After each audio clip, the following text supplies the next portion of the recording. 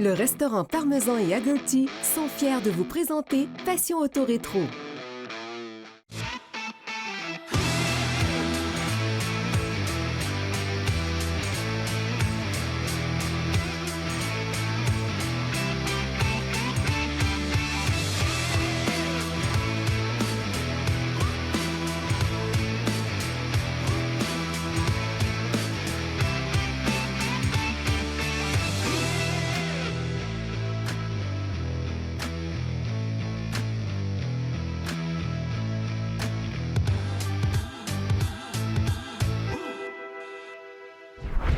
Bonjour à tous, bienvenue à Passion Auto Rétro.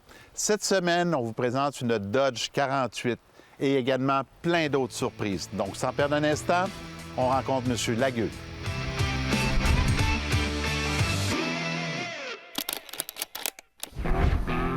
Après la Seconde Guerre mondiale, la plupart des constructeurs automobiles sont revenus avec des modèles qui dataient de 1942, soit là où la production automobile s'était arrêtée pour les efforts de guerre. Dodge nous revient donc en 1946 avec quelques retouches mineures qui seront les mêmes pour les années 46 à 49. Seul le numéro de série peut indiquer l'année de la voiture. Côté esthétique, les seuls changements sont les ailes avant qui se terminent maintenant dans les portières et la grille qui bénéficie d'un nouveau dessin. Côté mécanique, on revient avec le 6 cylindres en ligne de 230 pouces cubes, délivrant 102 chevaux. Les transmissions disponibles sont la manuelle 3 vitesses et la semi-automatique Fluid Drive. Les prix variaient de 1 774 $ à 2 189 $, ce qui représentait une hausse de plus de 60 % en comparaison avec les modèles 1942.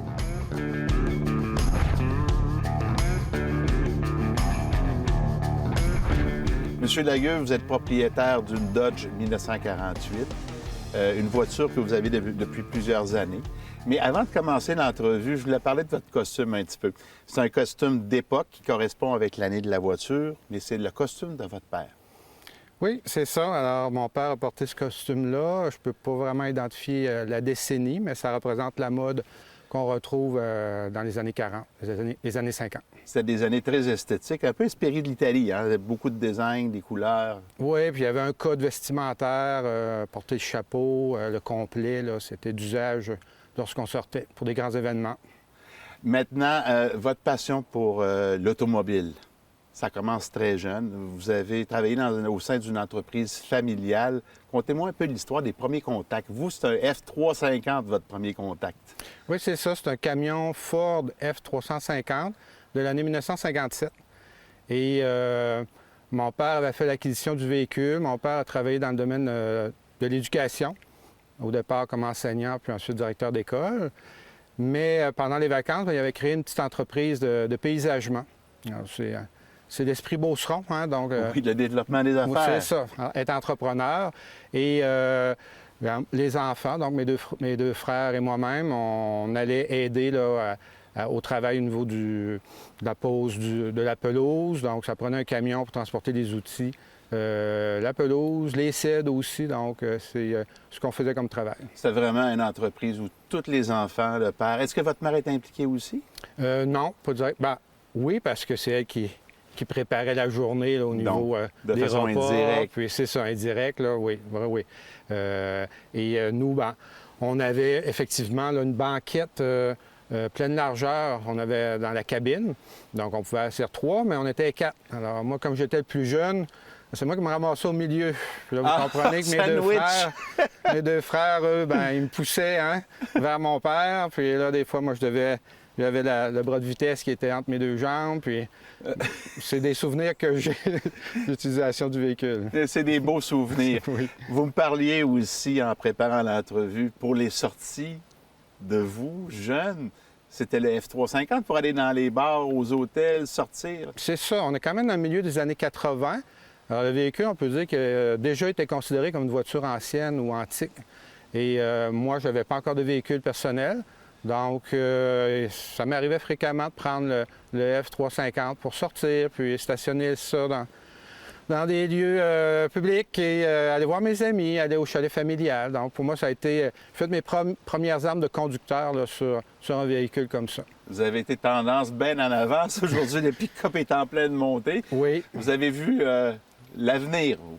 Bien, à l'époque, un camion, ça sert pour le travail. Là. Ça ne sert pas pour aller faire l'épicerie nécessairement, mais effectivement, pour les loisirs, j'avais de l'avance sur tout le monde. Par la suite, vous avez fait l'acquisition, bien sûr, d'une voiture neuve, une japonaise en premier lieu. Oui. Mais après ça, vous êtes gâté un petit peu avec une Mazda qui, à l'époque, était le porte-étendard de la compagnie. Oui, j'ai toujours aimé les voitures, puis j'ai vraiment aimé le style de la Mazda RX-7. Moi, c'était un modèle 1982 avec moteur rotatif, donc beaucoup de coupe, beaucoup de puissance hein, pour un petit véhicule de 2 places. Alors, c'est vraiment été une voiture que j'ai aimée. Et peut-être qu'aujourd'hui, je pourrais avoir une RX-7 pour me rappeler ces belles années-là, mais je suis allé plus vers un modèle qui rappelait le camion F350 qu'on avait à l'époque.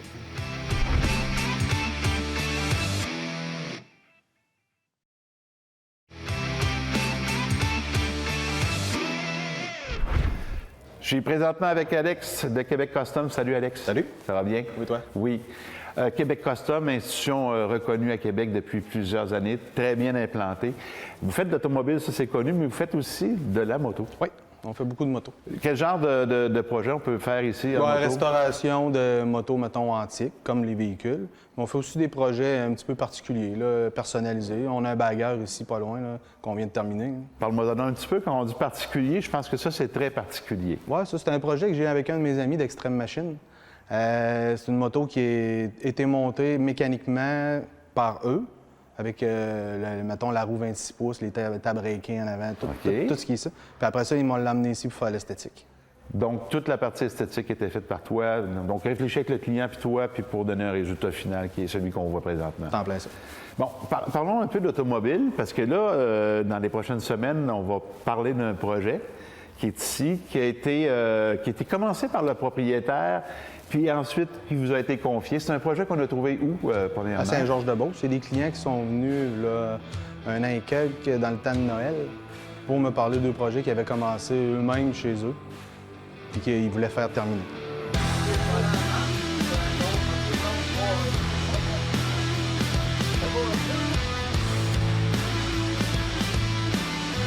Le carrosserie, le mécanique est pas mal fait. C'est juste de revérifier tout. Il y avait déjà un bon bout de fait. Oh oui. Oh, il manque pas grand-chose. C'est ça, il s'agit de vérifier. Là, il reste un peu de body, les intérieurs finir, les vitres, les électriques, puis console. Le reste, c'est ça, du body. C'est beaucoup plus de carrosserie que d'autres choses.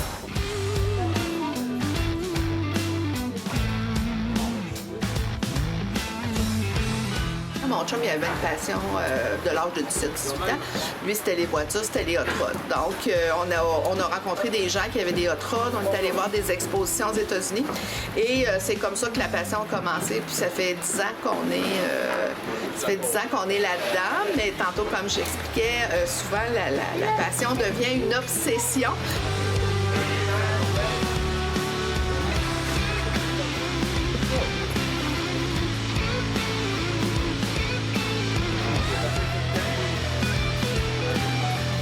On finissait la soirée, là, quand on arrêtait le travail, là, puis on prenait une petite bière. Vers 1h du matin, on prenait une bière, on relaxait, on repensait au lendemain. Ça fait que... Ouais. Le lendemain, on rembarquait. Mais c'est ce que je disais, le temps que vous étiez là-bas, c'est fou de se rendre compte de l'ouvrage quand même. Et c'est le temps, l'énergie, ouais, c'est quelque chose. Rendu ce qui est là, moi, le body, moi, tout passe. Je suis pas capable de faire ça. C'est de la finition, puis c'est quelque chose. Là, c'est plate à dire, vous avez trouvé le meilleur. Ah! On espère! On va le voir avec le résultat, hein? Ouais, oui.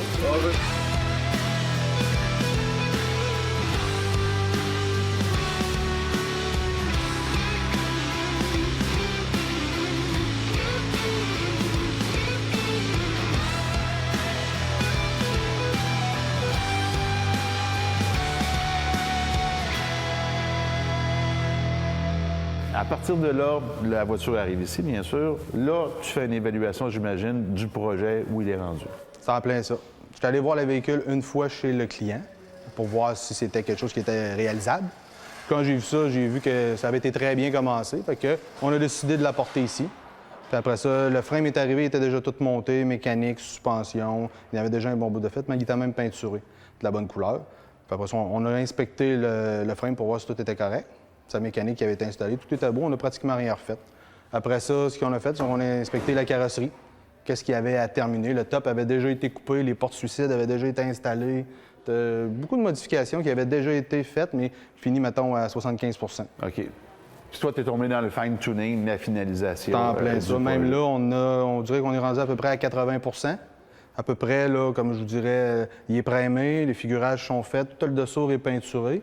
On est rendu à finir d'ajuster les joints. On a mis le véhicule en marche avec presque toutes ses composantes pour aller faire un road test dehors. On a fait le road test, puis là, on le sait que le véhicule va bien, qu'il n'y a pas de problème mécanique, que ce soit suspension, break, le moteur qui chauffe, il n'y a rien de tout ça. Beau. Fait que là, qu'est-ce qu'on peut faire, c'est finir d'ajuster la carrosserie finale impeccable pour être capable de le peinturer puis le remonter sans problème. On continue d'en parler la semaine prochaine jusqu'à la finale du projet où ça va devenir une œuvre d'art. Parfait. Merci. Salut.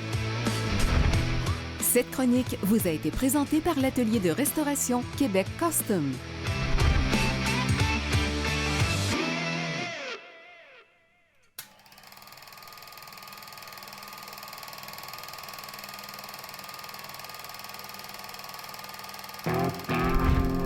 Le 30 janvier 1948, Gandhi est assassiné dans son jardin privé par un fanatique hindou en Inde. Gandhi, qui a contribué à l'indépendance de l'Inde quelques mois auparavant, avait été victime d'un attentat moins d'une semaine plus tôt pour avoir tenté de réconcilier toutes les communautés indiennes. Plus d'1 million de personnes assistent à la crémation de Gandhi le lendemain de sa mort.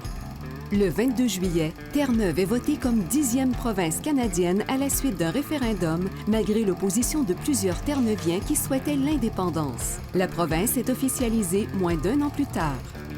Le 9 septembre, la Corée du Nord se sépare de la Corée du Sud. Le Parti communiste fait plusieurs changements importants. Les églises et les partis d'opposition deviennent interdits et font place à la nationalisation de l'ensemble des industries. Le conflit entre les deux Corées perdure encore aujourd'hui.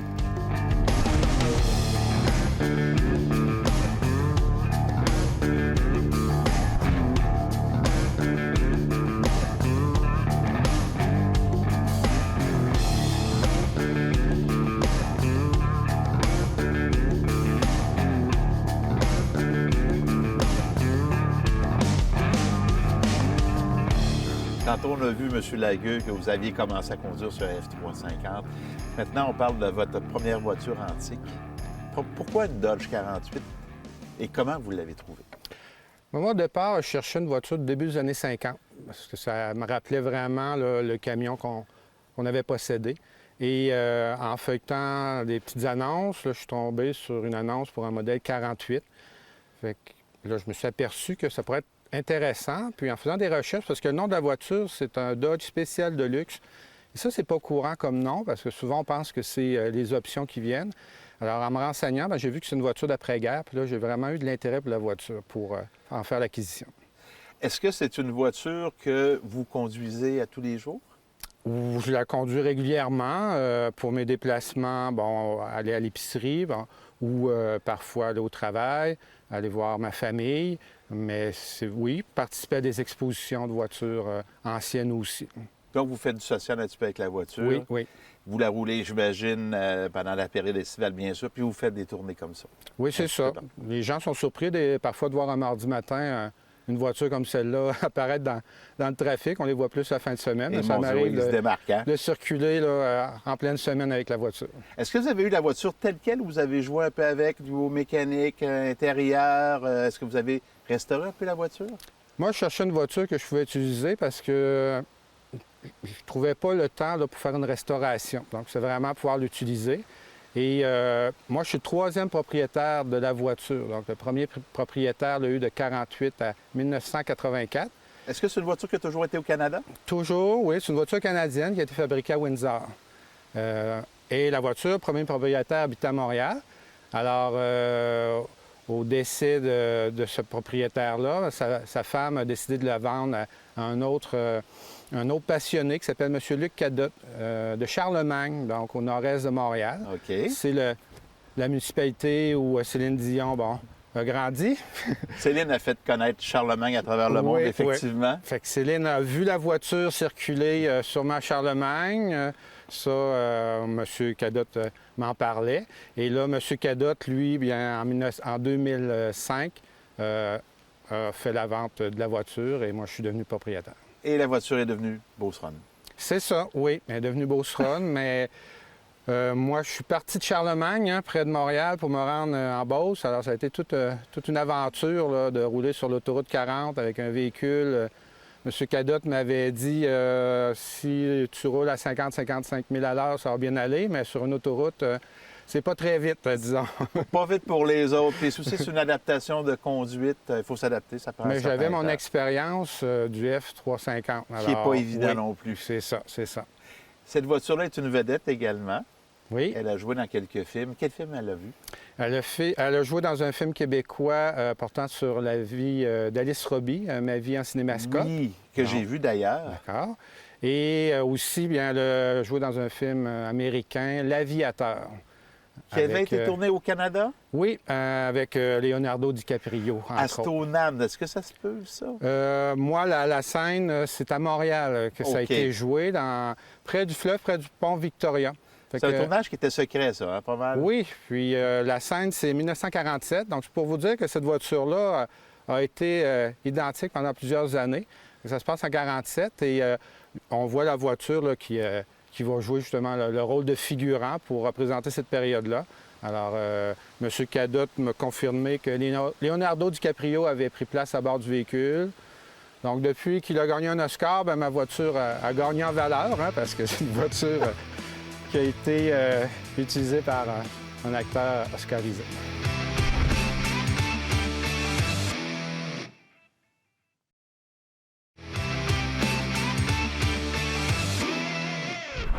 Mario, cette semaine, on parle de l'origine d'un AB qui existe encore aujourd'hui, qui a pris ses racines au début des années 1900. Exactement. Alors, on parle de course de voitures motorisées miniatures. Miniature. Là, les gens se demandent pourquoi j'ai un cendrier dans les mains. Là, on va faire le lien bientôt. Là. Très bel exemple, très Oui. bel exemple. Alors, quand le AB a commencé en 1937, bon, on construisait des voitures miniatures, mais on n'avait rien comme pièce. Donc, il fallait prendre ce qu'on avait. Entre autres, les pneus de cendrier, que les gens se rappellent. Là, Fait qu'on bâtissait des modèles réduits à partir de ces matériaux-là. Ça vous donne une idée de la grosseur de la petite voiture, Oui. là, un peu. Là. Alors, c'était des moteurs d'avion, carrément, des petits moteurs d'avion miniatures. Les petits deux temps, là. Les petits deux temps Ouais. qu'on a fait voler quand on était jeune. Bref, c'est ça. Et on a créé des circuits de course qui étaient soit sur track ou soit sur point de pivot. Je vais vous l'expliquer un peu plus tard. 1946, la popularité augmente, Ouais. donc on est dans l'après-guerre. Les matériaux arrivent, donc là, on a des commerçants qui arrivent, ils vont offrir des autos plus détaillées, plus performantes également. Ceux sur câble, pour vous donner une idée, j'en parlais tantôt. La course durait 6 minutes. C'est un point de pivot et l'auto Tourne autour. tourne autour, est attaché avec un câble OK. et ça dure 6 minutes. Les vitesses de pointe à l'époque étaient de 60 000 à l'heure. Quand Donc, même, là. Avec c'était- un mini-moteur. avec un mini-moteur et après 6 minutes, ça représentait une distance de 7000. OK. Alors, c'est peu dire quand même. Et le poids de l'auto était de 5 livres à l'époque. C'est quand même assez lourd. C'est pour quand une même assez voiture, lourd. ouais. Et ceux sur rail, on avait 4 à 6 voitures sur des circuits inclinés. Donc, on démarrait la voiture, on les mettait dans les rainures et puis on les laissait aller. OK. Et contrairement à ce qu'on peut penser, c'est pas la première qui arrivait qui était la gagnante, c'était celle qui avait eu le meilleur temps de passage. Le passage le plus rapide. Un peu comme en Formule 1 quand Oui, on un fait... peu le même principe. Exactement, c'est ça. Après les années 50, les années 60, 70, ça a tombé un peu aux oubliettes. Bon, le AB a tombé... on a passé à d'autres choses, comme on dirait. Ben, un peu comme dans l'ensemble de l'industrie automobile qui a perdu un peu sa magie. Un peu Exactement. Par contre, au début des années 90, le AB a refait surface et là, on a eu vraiment des groupes sélects avec des voitures vraiment plus haut de gamme. et des performances vraiment, là, mais vraiment différentes. Le record à date de vitesse sur le point de pivot est de 200 000 à l'heure. On parle de 280 km/h. Tu parles d'une belle passion pareille. C'est vraiment intéressant. Il existe 3 circuits aux États-Unis, naturellement Californie, Indiana et New York. Et j'invite les gens à aller visionner peut-être sur les YouTube de ce monde. Vous allez voir vraiment des images assez hallucinantes. Ils sont disponibles également sur le super site Passion Auto Rétro. Comme d'habitude, tout est là. Merci beaucoup, Mario. Merci. Ce segment vous a été présenté par V8 Passion et les belles autos d'hier.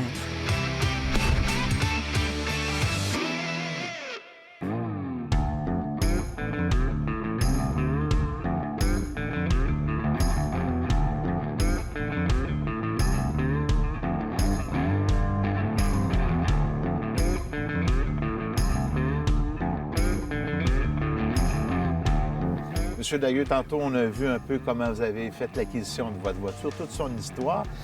Mais sur le dépliant, ici, on parle de New Dodge, alors que c'est pas vraiment une nouvelle voiture. Là, on sort de la guerre. Là. Effectivement, pendant la guerre de 1942, une fois que les États-Unis entrent en guerre, jusqu'en 1945, on ne produit plus de véhicules automobiles. Donc, c'est l'effort de guerre. Alors, toutes les compagnies doivent fabriquer de l'armement. Au Canada, on a un bel exemple. La General Motors va construire le fuselage des bombardiers chasseurs Mosquito et la compagnie Massey Ferguson va construire les ailes. Okay. Et tout ça va être acheminé à la compagnie d'E. Havilland, qui, elle, est une entreprise aéronautique qui va assembler les différents morceaux. L'assemblage final. Oui. On prend aussi des composantes comme de l'acier et d'autres matériaux pour faire les matériaux de guerre. Donc, il y a moins de matériaux pour l'automobile aussi. Oui, puis il y a plus de voitures. Donc, on arrête la production. Là. Les usines vont changer de production pour répondre à l'effort de guerre. Il faut équiper nos soldats. Il faut équiper aussi les soldats alliés. Alors, le Canada va devenir un grand producteur de véhicules militaires ou d'armement pendant la guerre. On compte vraiment beaucoup sur nous. Alors, après la guerre, bien, les gens veulent une voiture. Là. Ça fait 4 ans qu'on n'a pas fait l'achat de voiture et les compagnies ne sont pas prêtes parce qu'on n'a pas, les ingénieurs n'ont pas travaillé sur de nouveaux modèles. Donc, on va dépoussiérer les plans de 1942 et on va partir de la production. Et il y a tellement de demandes qu'on produit pour répondre à la demande. Donc, en 46, 47, 48, jusqu'au début de 49, là, les véhicules vont rester semblables.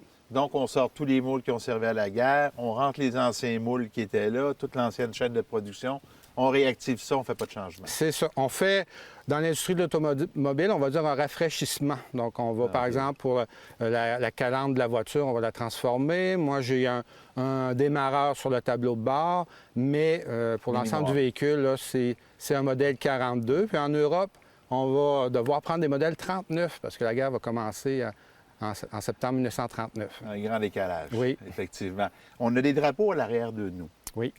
Il y a une signification à ça. Vous êtes également dans ce domaine-là. Expliquez-nous un petit peu ce que vous faites. Le drapeau correspond à l'année de la voiture, donc principalement le drapeau du Québec. Alors, en 1948, le 21 janvier, officiellement, le fleur-de-lysée va devenir le drapeau du Québec. Et moi, ma voiture, elle est de 1948, puis elle est aussi de couleur bleue. Donc, souvent, les gens me demandent quelle est la couleur. Là, je leur dis un bleu fleur-de-lysée. Puis là, ils se posent des questions. Alors là, je fais le lien avec le drapeau. Alors que le drapeau qui est à droite, c'est le drapeau du Canada en 1948. Donc, notre drapeau, l'unifolié, avec la feuille d'érable, va être officiel le 15 février 1965. Alors, on a le drapeau qu'on appelle Red Ensign canadien, avec l'Union Jack dans le coin supérieur gauche et un écu avec les armoiries du Canada de l'époque. Le drapeau que M. Duplessis, lui, avait sorti, c'est l'officiel. C'est ça, c'est le drapeau que nous avons aujourd'hui. Puis tout ça est inspiré de la Seconde Guerre mondiale parce que les soldats canadiens vont combattre avec le drapeau du Canada qu'on retrouve près de la voiture. Et là, il y a des nationalistes canadiens-français qui vont demander que le Québec ait ses propres couleurs, ses propres symboles. Et on sait que le gouvernement de Maurice Duplessis, c'est un gouvernement nationaliste. Ça a quand même pris beaucoup d'années avant qu'on ait notre propre identité, 1950. C'est quand même beaucoup de temps. Également, vous êtes dans le costume de guerre aussi. dans la réplique de ces choses-là. Oui, donc mon frère Jean-Pierre et moi-même, on fait partie de différents groupes de reconstitution historique de la période de la Nouvelle-France, Première Guerre mondiale, Deuxième Guerre mondiale, ou plus récent aussi au niveau des événements. On a même créé notre propre groupe, les Habitants de la Neuve-Beauce. Et on a un de nos anciens élèves qui en fait partie, donc un passionné aussi d'histoire et qui veut vivre pleinement là, cette période-là. Je vous dis bravo, M. Lagueux, pour préserver du patrimoine, permettre aux générations futures de pouvoir voir chez Saugedas. Bravo. Merci. Je vais en profiter pour vous souhaiter la bienvenue à vous et à votre équipe ici en Beauce. Et je vous remets un projet qui a été réalisé par un de nos élèves. C'est un wampum. Le wampum, au niveau des Autochtones, servait à sceller des alliances. Donc, en vous remettant le wampum, bien, on vous accueille puis on vous garantit la sécurité dans la région de la Beauce pendant le tournage de l'émission. Merci beaucoup, M. Lagueux. Merci à vous. Merci pour tout.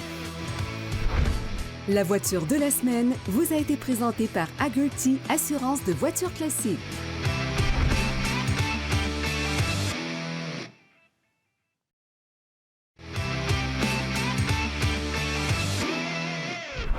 Bien, c'était Éric Fortier. Au nom de toute notre équipe, je vous souhaite une bonne semaine. Je vous donne rendez-vous la semaine prochaine pour une autre émission, Passion Auto Rétro. V8 Passion est fier de vous avoir présenté Passion Auto Rétro.